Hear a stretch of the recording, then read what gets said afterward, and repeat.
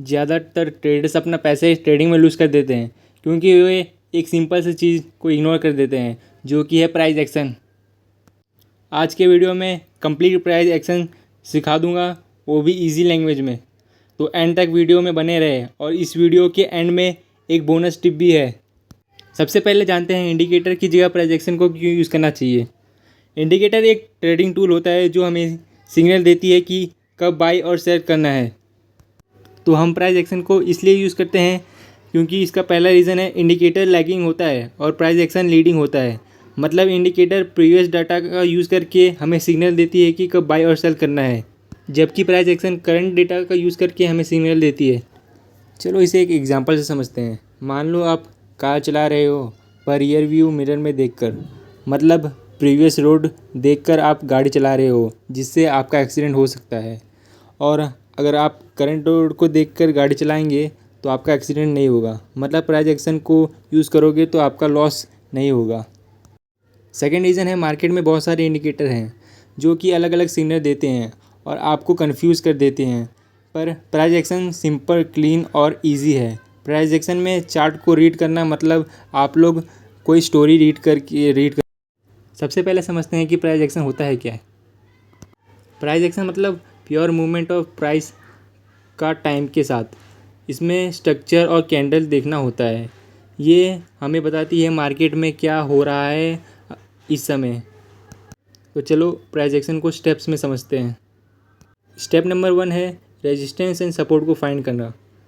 इसे एक एग्जांपल से समझते हैं।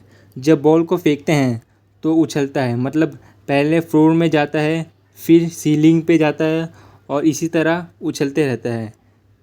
इधर ये सीलिंग मतलब ऊपर की दीवार बॉल को और ऊपर नहीं जाने देती है, मतलब ये रोक रहा है इस जोन से ऊपर जाने से, तो इसे रेजिस्टेंस कहते हैं। इधर ये उछलने में इसकी मदद करता है, इसलिए इसे सपोर्ट कहते हैं। ये बॉल एक की जगह पे बार बार जा रही है, फिर वापस उसी जगह पे आ रही है, मतलब एक ही जगह पे जा रही है फिर वापस आ रही है, तो इस जोन को रेजिस्टेंस बोलते हैं। और जो नीचे वाला जहाँ से वापस ऊपर जा रही है उसे सपोर्ट कहते हैं। इसका एक डायग्राम से समझते हैं। इधर ये मार्केट ऊपर नीचे गया, ऊपर नीचे गया, फिर ये जो ऊपर वाला पार्ट है उसको रेजिस्ट कर रहा है, मतलब ऊपर जाने नहीं दे रहा है, और नीचे वाला पार्ट सपोर्ट है, मतलब इधर ये सपोर्ट कर रहा है ऊपर जाने में। इसे अब रियल चार्ट में देखते हैं। मैं ट्रेडिंग व्यू का प्लेटफॉर्म यूज़ करता हूँ चार्ट देखने के लिए, और अगर आप बेस्ट ट्रेडिंग ऐप ढूंढ रहे हो तो मैंने डिस्क्रिप्शन में लिंक दिया है, आप जाके डाउनलोड कर सकते हैं और यूज़ कर सकते हैं। इधर इसको बनाने के लिए टूल का यूज़ करेंगे। टूल सेक्शन में एक रेक्टेंगल का है, उससे मैं इसका रेजिस्टेंस बनाऊंगा। तो ये इसका रेजिस्टेंस हो गया और ये इसका सपोर्ट हो गया। इधर मार्केट ने एक ही जगह पे ऊपर गया, फिर नीचे आया, फिर ऊपर गया, फिर नीचे आया, मतलब एक जोन में ऊपर नीचे जा रहा है। तो ये ऊपर वाला पार्ट रेजिस्टेंस हो गया और नीचे वाला पार्ट सपोर्ट हो गया। इस चार्ट में देख सकते हैं एक ही जगह पे बार बार रेजिस्ट कर रहा है और एक ही जगह पे बार बार सपोर्ट हो रहा है, तो ये सपोर्ट जोन और ऊपर वाला रेजिस्ट जोन हो गया। अब दूसरा एग्जांपल देखते हैं। इधर इस चार्ट में ये रेजिस्टेंस की तरह है और ये पार्ट में सपोर्ट की तरह, मतलब मार्केट पहले ऊपर फिर नीचे, फिर ऊपर फिर नीचे, फिर ऊपर नीचे, मतलब एक ही जगह पे ऊपर नीचे हो रहा है। अब नेक्स्ट एग्जांपल देखते हैं। इधर ये सपोर्ट और ये रेजिस्टेंस दोनों को मैंने इधर बना दिया है, ये ऊपर नीचे, तो इसी जोन में काम करता है सपोर्ट और रेजिस्टेंस। तो आई होप आपको समझ आ गया होगा कि रेजिस्टेंस और सपोर्ट कैसे बनाते हैं। अब नेक्स्ट टॉपिक पे चलते हैं। अब कैंडल स्टिक को समझते हैं। कैंडल हमें बताती है अभी क्या हुआ है। अभी कैंडल ग्रीन या रेड कैसे बनते हैं। मान लो इधर मार्केट ओपन हुआ और उसके बाद ऊपर गया तो ग्रीन कैंडल बनेगी, और मार्केट इधर ओपन हुआ उसके बाद नीचे गई और नीचे क्लोज दिखाई तो रेड कैंडल बनेगा।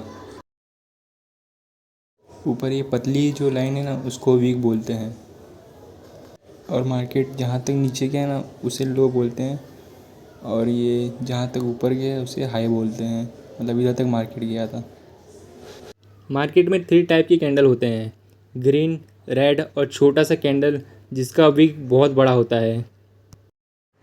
इसमें ग्रीन कैंडल बने मतलब बायर हैप्पी है। उसके बाद रेड कैंडल बने मतलब बायर एंग्री है, क्योंकि सेलर मार्केट को नीचे लेकर जा रहा है। फिर छोटा सा कैंडल जिसका विक बड़ा है, ग्रीन या रेड कलर, मतलब इस कैंडल पे बायर और सेलर का प्रेशर बना हुआ है, जिससे मार्केट कन्फ्यूज है कि किधर जाए। इसे एक एग्जांपल से समझते हैं। इधर इस चार्ट में सपोर्ट और रेजिस्टेंस बना दिया और मार्केट ऊपर नीचे एक ही जोन में जा रहा था। उसके बाद ये इस पार्ट में देख सकते हो, इधर एक कंफ्यूज कैंडल बना जिससे मार्केट डिसाइड नहीं कर पाया कि ऊपर कि नीचे गया, तो इधर ट्रैप हो गया, मतलब इधर ब्रेकआउट हुआ लेकिन नीचे गया। इन तीनों कैंडल को सपोर्ट और रेजिस्टेंस पे यूज़ करना होता है।